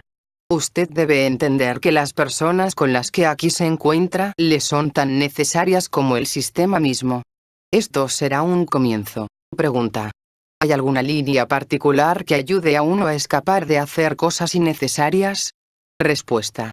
No una línea particular. Todas las líneas que están explicadas. Usted deberá ser capaz de ver que es posible. Se le dieron muchas sugerencias y un día podrá realizar un trabajo mejor en una línea, y otro día en otra línea. No hay una línea especial para todos los días, para todo el tiempo. Y está el recuerdo de sí, todo lo que se dijo sobre la identificación, la consideración, las emociones negativas, el estudio del sistema, muchas cosas. Usted nunca sabe qué será más útil en un momento dado. En su momento uno ayuda, y en otro momento, otro ayuda. Pregunta. ¿Este sistema implica renunciar a uno mismo? Respuesta. No en el sentido usual. En el cuarto camino solo es necesaria una clase especial de renuncia, en ciertas clases de trabajo, en algunas situaciones especiales. Por ejemplo, como he dicho, uno debe renunciar a las propias decisiones en cuestiones conectadas con el trabajo en la escuela. Este es un ejemplo de disciplina posible. Y uno debe recordar por qué lo está haciendo y qué está haciendo. Por ejemplo, al recordar las reglas, uno deberá renunciar a una parte considerable de su propio juicio y simplemente recordarlas. ¿Por qué? Porque uno deberá darse cuenta que no entiende bastante. Cuando uno entienda, no habrá necesidad de recordar las reglas. Así, usted ve que la renuncia no significa ciego sacrificio, y es necesario solamente en conexión con el trabajo de la escuela, no con el trabajo externo de esta. Repito, el modo de adquirir voluntad es ponerse bajo cierta disciplina y no tratar de escapar. Las personas usan en el trabajo los mismos métodos que usan en la vida. Se adaptan. Tratan de efectuar el trabajo tan cómodo, o por lo menos tan poco incómodo como sea posible, y, de ese modo, pierden lo que el trabajo puede darles. Pregunta. No veo por qué la adaptación no ha de admitirse en el trabajo. Respuesta. Usted no podrá adaptarse al trabajo. Tiene que trabajar en un hecho real. Adaptarse puede estar bien en ciertos casos de la vida, pero en el trabajo está siempre mal. La adaptación no es un método seguro. Usted se adapta a un estado o a un conjunto de circunstancias, y entonces cambia y su adaptación fracasa. Deberá encontrar un método mejor, porque nunca sabe qué sucederá en el próximo momento. Por ejemplo, se sienta en su cuarto y decide no irritarse. Entonces, sucede algo inesperadamente y se irrita antes de saberlo. Pregunta. ¿Cómo podemos hacer más real este trabajo? Me doy cuenta que no es lo que debería ser. Respuesta. Ello se debe a que usted no es lo que debería ser. En el trabajo hay cierto principio. El tiempo está contado. A cada persona se le plantean ciertas exigencias. Si usted estuvo en el trabajo solo un mes, las exigencias son pequeñas. Al mes siguiente, crecen. Después de 6 meses, son mayores. Después de un año, son mayores aún. Si una persona no satisface estas exigencias, al final la cuenta se vuelve muy gravosa. Si alguien considera que tiene derecho a estar en el nivel del primer mes luego de estar en el trabajo durante algunos años, no podrá pagar la cuenta. El pago significa, primero de todo, ser capaz de satisfacer las exigencias. Las exigencias siempre crecen, y si usted está atrasado, las cosas le parecerán a usted debajo del nivel correcto, cualesquiera sean en realidad, porque usted está debajo del nivel. Pero si usted trabaja, si crece, estará en el nivel de las exigencias. Le estoy mostrando el lado desde el cual es posible enfocar esta cuestión. En una organización son necesarias muchas cosas. Primero de todo, entendimiento y esfuerzo. Pregunta. Supongo que satisfacer las exigencias implica renunciar a algunas cosas, pero estoy confundido en cuanto a cuáles son. Respuesta. No se preocupe. Cuando sea necesario renunciar a algo, eso se vuelve clarísimo. Si no vea que tiene que renunciar, eso significa que no es tiempo aún de pensar en ello. El pensamiento intelectual sobre ello es absolutamente inútil, pues cuando usted tiene que renunciar a algo, nunca sobreviene en forma de acertijo. Tal vez algún día vea alguna clase particular de emoción negativa y comprenda que, si quiere conservarla, no podrá trabajar. O puede ser alguna clase de imaginación, o alguna otra cosa de esta índole. Esto siempre empieza de este modo. Pregunta. Parece paradójico que estemos tratando de liberarnos de las leyes y nos pongamos bajo más leyes. Respuesta. A fin de liberarse, es necesario someterse a muchas más leyes durante cierto tiempo, pues uno puede aprender a ser libre solamente obedeciendo a más leyes. Para esto hay muchas razones. Una razón es que somos demasiado indulgentes con nosotros mismos. Si nos fijamos una tarea, después de algún tiempo empezamos a formular excusas. Y entonces nos engañamos demasiado. De modo que, como dije, si las personas quieren continuar estudiando, deberán aceptar ciertas condiciones. Esto significa que deberán efectuar el estudio práctico. Si las personas no toman el trabajo con bastante seriedad, es desperdiciar el tiempo. Usted tiene derecho a marcharse y a interrumpir las pláticas, de modo que no hay obligaciones ni de uno ni del otro lado. Yo tengo otro trabajo que hacer, pero renunciar a mi tiempo para esto es necesario, porque es el único modo de establecer una escuela. Si puedo decir si hoy muero, el trabajo continuará, eso significará que está establecida una escuela.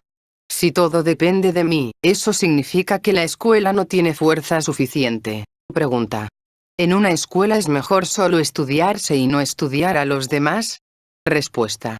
No, es necesario estudiar a los demás también, pero no solo a los demás. Pregunta. ¿Con seguridad es más fácil ser objetivo con los demás que con uno mismo? Respuesta. No, es más difícil. Si usted se vuelve objetivo para con usted mismo, podrá ver objetivamente a los demás, pero no antes, porque antes de eso, todo tendrá el matiz de sus propios criterios, actitudes, gustos, de lo que le gusta y de lo que le disgusta. Para ser objetivo, deberá ser libre de todo eso.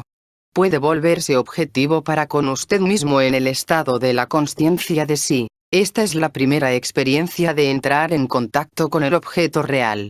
Pregunta. ¿Alguna vez uno aprende a administrarse los choques, a fin de trabajar como debe? Respuesta. Si usted trabaja en las tres líneas, una línea le dará choques a la otra.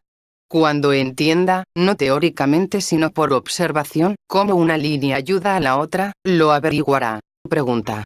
Lo que quise decir era, cuando uno necesita rápidamente energía para una finalidad especial, ¿cómo puede obtenerla? ¿Mediante un choque? Respuesta. Un buen choque fabrica rápidamente energía.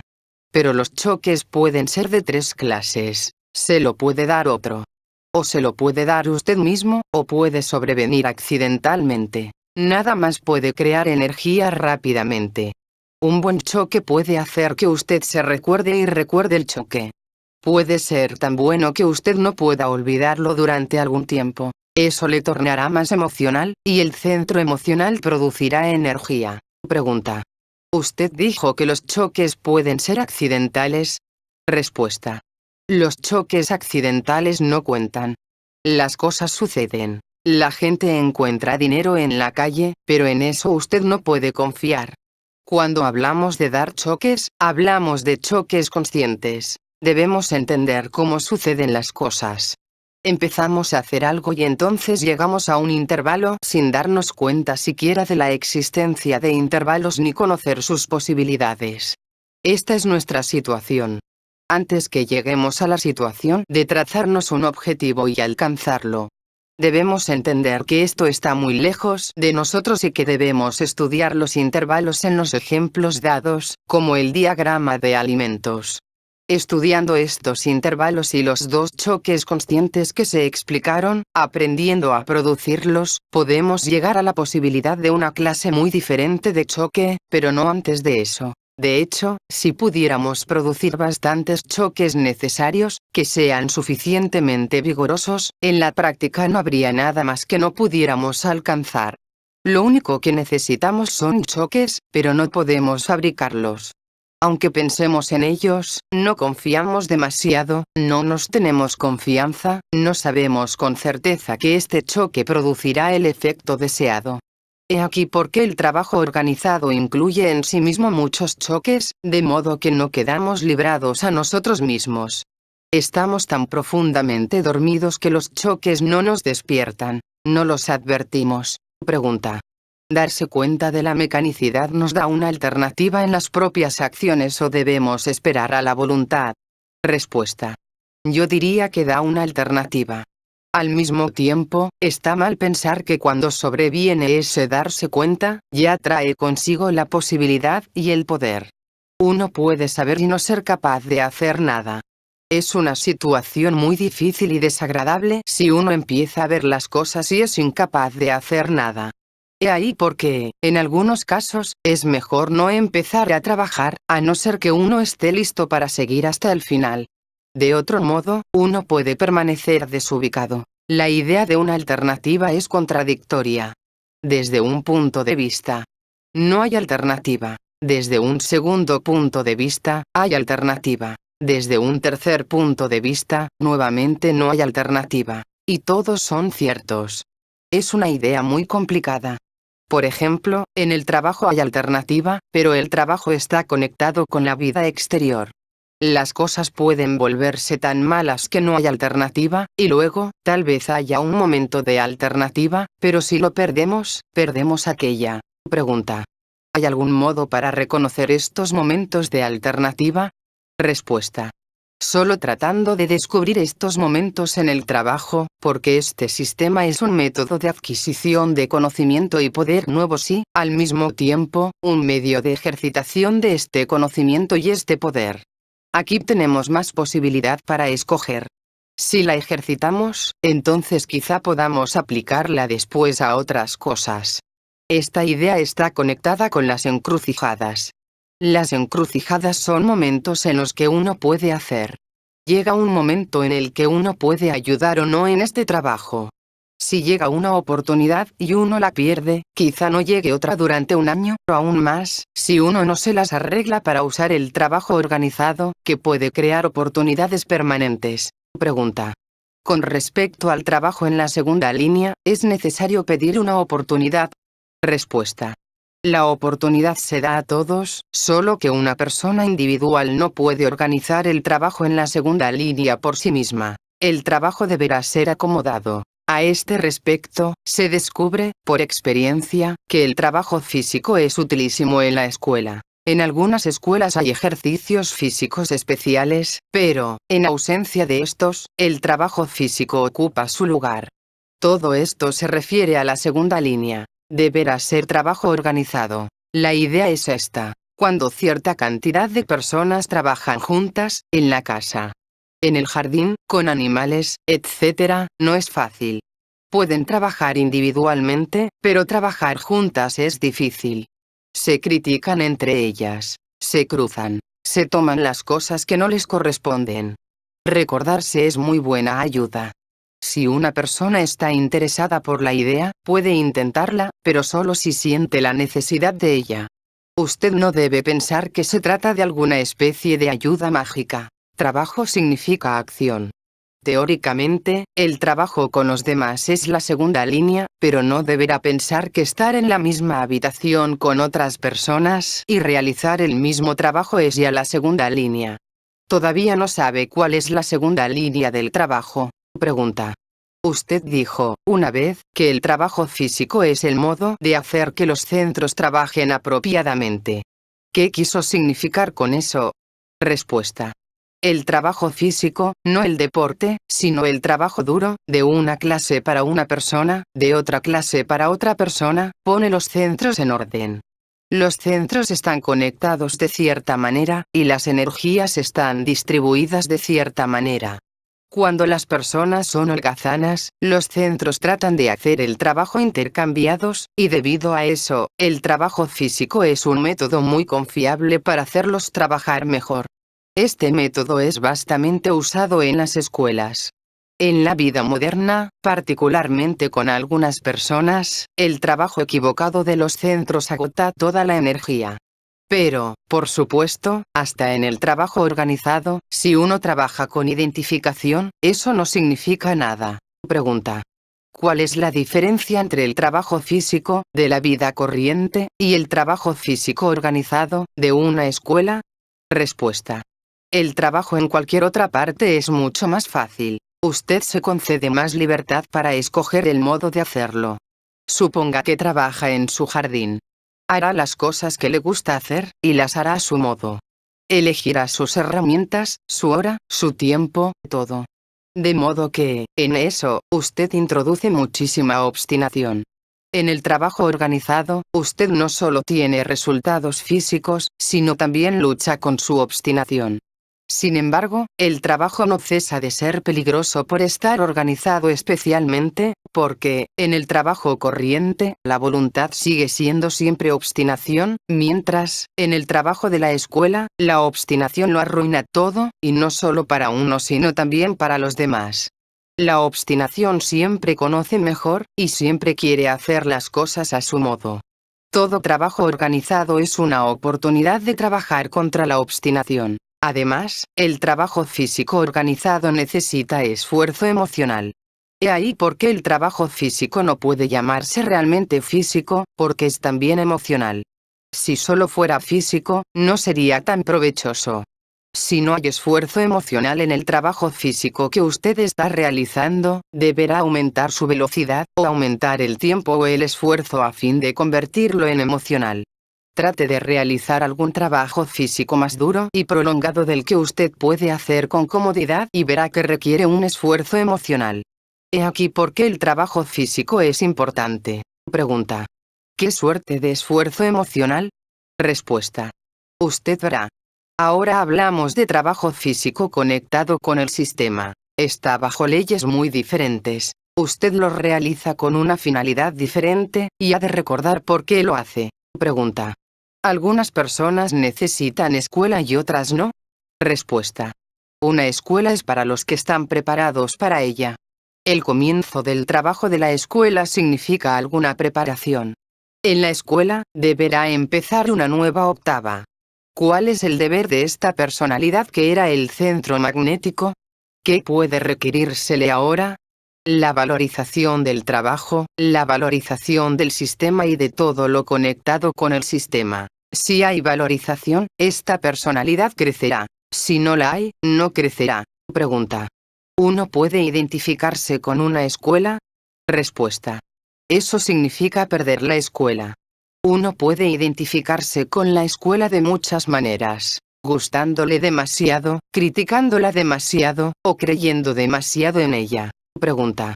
¿Una escuela interfiere con la conducta que uno adopte fuera de ella? Respuesta. En relación con la escuela, sus acciones son controladas por las reglas. Fuera de la escuela, descubrirá que también es necesario aplicar ciertos principios que usted usa en la escuela. Si no trata de aplicarlos siempre que pueda, es inútil conocerlos. Entonces, esto no es una regla o principio. Descubrirá incluso fuera de la escuela que, si quiere hacer algo, no deberá hacer otra cosa. En otras palabras, tiene que pagar por todo, no en el sentido de sacar dinero y pagarlo, sino mediante una especie de sacrificio. No me gusta usar esta palabra, pero no hay otra. De ese modo, eso envolverá toda su vida. Pregunta. ¿La cantidad de personas de una escuela depende de la cantidad de conocimiento producido? Respuesta. No, depende de la cantidad de personas que tienen cierto ser y que pueden cuidar de otras personas, enseñarlas e instruirlas, etc. Piensa que las escuelas son como hongos en un bosque, pero son muy diferentes de los hongos. Una escuela es el resultado de largo trabajo. Incluso, si considera a esta habitación y a nosotros sentados aquí charlando, es el resultado del trabajo de 30 años de mucha gente, y quizá de muchos antes que esta. Esto deberá ser tomado en cuenta. Además, en nuestro sentido, el conocimiento significa conocimiento conectado con la posibilidad de desarrollo del ser. Este conocimiento debe provenir de otra escuela y debe ser valioso. Suponga que le hago aprender de memoria las fechas de nacimiento de todos los presidentes franceses. ¿Qué utilidad tendría eso? Empero, muy frecuentemente a esto se lo llama conocimiento. Pregunta. La razón de por qué este conocimiento no puede darse sin pago es porque las personas que lo tomen sin pago lo retorcerán. Respuesta. Simplemente, porque lo perderán, lo tirarán, porque la valorización depende del pago. Usted no puede tener una valorización correcta de una cosa que no pague. Si llega demasiado fácilmente, no la valoriza. Este es un aspecto, y otro aspecto de la cuestión es que, si usted valoriza una cosa, no se la regalará a los demás. ¿Qué significa valorización? Si se da cuenta de qué esfuerzo se puso en esto, cuántas personas han trabajado, y durante cuánto tiempo, para dar este conocimiento, usted no lo regalará por nada, porque, primero de todo, no les será útil si lo tienen, y segundo, ¿por qué han de tenerlo por nada? Esa sería la máxima injusticia. Pero esto no puede suceder, porque de ningún modo pueden tomarlo. Pregunta. Por lo que entiendo, el objetivo principal de la escuela es producir el superhombre. Respuesta. No estoy enterado de esta producción del superhombre. Esta no es una granja del superhombre. Pregunta. ¿La idea de la escuela qué relación tiene con el orden cósmico? Respuesta. Esta escuela, una escuela en la que usted puede estar, es una cosa pequeñísima. Puede ayudarle, pero es una gran presunción de nuestra parte pensar que tiene algún significado cósmico. Es muy fácil entender la idea de la escuela si piensa sobre ella con simplicidad. Usted quiere tener cierto conocimiento, y no podrá conseguirlo hasta que encuentre una escuela, quiero decir una escuela que obtuvo este conocimiento de otra escuela, no un conocimiento inventado por hombres corrientes. Esta es la única idea desde la que podemos empezar. Pregunta.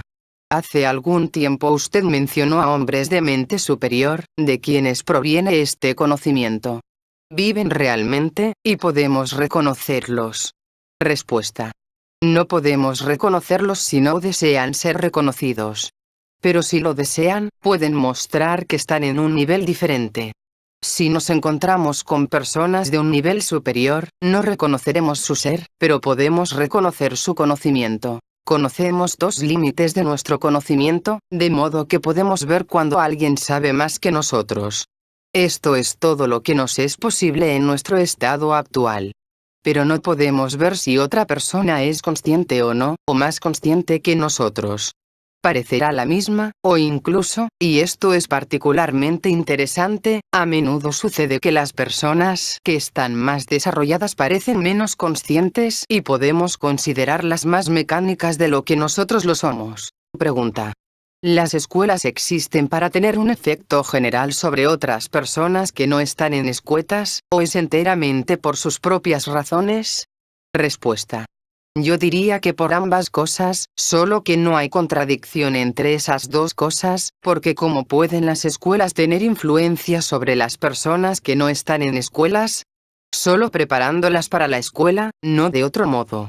Vea, la dificultad principal en entender los sistemas de las escuelas es que no pueden diluirse demasiado. Si se diluyen, se convierten en su contrario, cesan de significar algo, cesan de tener propósito alguno. Pregunta. ¿Las escuelas del pasado no influyeron sobre la humanidad? Respuesta. Cuando las escuelas influyeron sobre la humanidad era muy pequeña y las escuelas muy grandes. Ahora, la humanidad es muy grande y las escuelas muy pequeñas.